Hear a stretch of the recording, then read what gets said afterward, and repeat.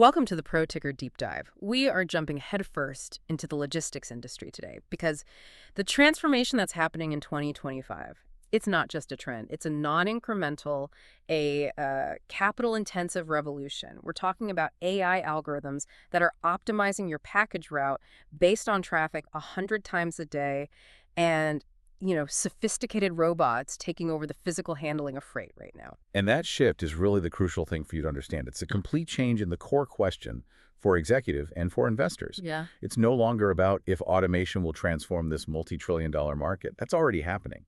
The mission today is to figure out who is actually winning this AI race, and critically, how the biggest players are translating these huge technology investments into real measurable margin expansion in what is, let's be honest, a very soft freight environment. And the scale of capital, I mean, it's just enormous. The whole industry seems to get that this is the moment. It is. The industry is being fundamentally reimagined. Right. Everything from how packages are sorted to how they're tracked and delivered.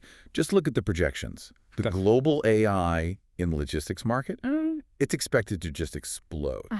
From about $26 billion in 2025 to a staggering $708 billion by 2034. Whoa, 700 billion. That's a 44% compound annual growth rate. Yeah. It just shows that AI isn't some future concept anymore. It's a necessary current expense. Wow. Okay, so to make sense of that, our deep dive today is going to focus on comparing the strategies of two key players. First up, we have XPO Logistics with their really aggressive optimization and capacity buildup. And then second, UPS, which is going through a painful but, strategically necessary right-sizing. We want to see how both are using AI to carve out an advantage. Let's start with the macro environment because this tech revolution is happening in a moment of, well, genuine crisis for the traditional logistics model. The industry is getting squeezed from two sides at once. On the demand side, overnight delivery is just, it's table stakes now. E-commerce made it the bare minimum. Exactly. And then on the operational side, you've got these structural headwinds that are so difficult to manage without tech. We're dealing with softening freight volumes, persistent volatility in fuel and labor costs, and this huge structural problem just finding people. The projections show the U.S. will face a deficit of 160,000 truck drivers by 2030. 160,000. For a traditional carrier, those pressures combined, it's almost a death sentence. You would be devastated. But this is where the technology comes in, right? It turns that threat into a real opportunity for those who invest. That's the key takeaway. The overall global market isn't shrinking. It's projected to hit $8.1 trillion by 2030.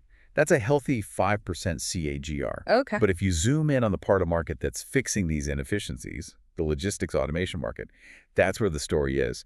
That segment is set to grow from around $88 billion this year to over $212 billion by 2032. That's a 13.4% growth rate. It's nearly 3 times faster. That's where all the capital's flowing. And here's the crucial insight from the performance data we've seen. Companies that are aggressively deploying these AI solutions, they've already achieved cost reductions of 15 to 20%. 15 to 20. And at the same time, they've seen service improvements, things like on-time delivery, increase by up to 65%. In this market, that is the definition of a winner. A profound advantage. I also saw a really fascinating geographic trend in the material. Asia-Pacific dominates market share right now. Right, at about 44 or 45%. But North America, which is smaller at 22%, is expected to lead global growth from 2025 on. And that trend is so instructive, it signals that the aggressive, capital-intensive automation being adopted by North American carriers, your XPOs, your UPCs, it's working. And that success is attracting the capital to just turbocharge that growth even further. Okay, let's unpack this. When we talk about AI providing these massive cost savings, it's not one single product. What's so fascinating is that it's a compounding effect, right? A constellation of optimizations. That's absolutely right. And it starts literally on the road with route optimization and dynamic delivery planning. The age of static pre-planned routes is just over. XPO, for instance, uses proprietary AI that takes in real-time data traffic, weather, even new orders coming in mid-route to adjust a driver's path on the fly. And what does that actually look like in terms of efficiency? Is it a big enough deal to matter at scale? Oh, absolutely. Yeah. The tangible result is that efficiency multiplied by millions of shipments. XPO specifically cites a 2.4% boost in delivery stops per hour. And look at UPS's Orion system. It's been around for years, but with deeper AI, it's getting smarter. They estimate it's cut total driver mileage by about 100 million miles a year. 100 million miles. That is a massive operational and, environmental saving. It is. And this gets to that concept of the data moat, which seems so crucial to why this advantage is durable. It's the key strategic differentiation. The advantage isn't really the software. It's the data that trains the software. As these companies collect billions of data points, every package, every delay, their AI models get exponentially more accurate. A competitor starting now would have zero data. That gap just widens with every single delivery. So moving from the road into the warehouse, we're seeing a complete transformation of physical logistics. We're talking warehouse automation and load building. XPO is deploying 5,000 autonomous smart robots. And UPS is deploying what we call humanoid robots in some distribution centers. And this is a big step up. How so? Well, these aren't just robots on a fixed path. Yeah. Humanoid robotics have much greater dexterity. They can stack mixed packages, irregular shapes, which is crucial for handling all the variable e-commerce loads. So it addresses both the consistency challenge and that long-term labor shortage. Precisely.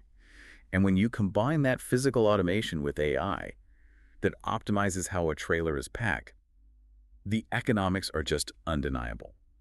AI-driven load building has cut client costs by about 15% on average, just by minimizing wasted space. We have to pause here, though, and acknowledge the human side of this. When we talk about 5,000 robots, we're also talking about a rapid displacement of human labor. That transition period is genuinely brutal. The data is clear, displacement is happening now.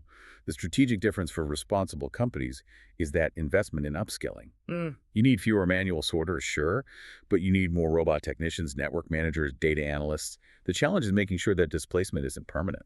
Let's talk about that final compounding factor, the digital layer, predictive analytics. XPO Connect, their digital freight marketplace, is a perfect example. It's phenomenal. XPO Connect now automates 99.7% of load matching without any human intervention. Almost 100%. Imagine the overhead savings there. And beyond that, predictive maintenance systems are using AI to monitor the trucks themselves, lowering fleet repair costs by 20 to 30%. And this whole technological push has this fantastic self-reinforcing side benefit, sustainability. It's the ultimate virtuous cycle. AI route optimization inherently cuts fuel use by more than 15% a year. And that alignment between profitability and environmental responsibility is critical.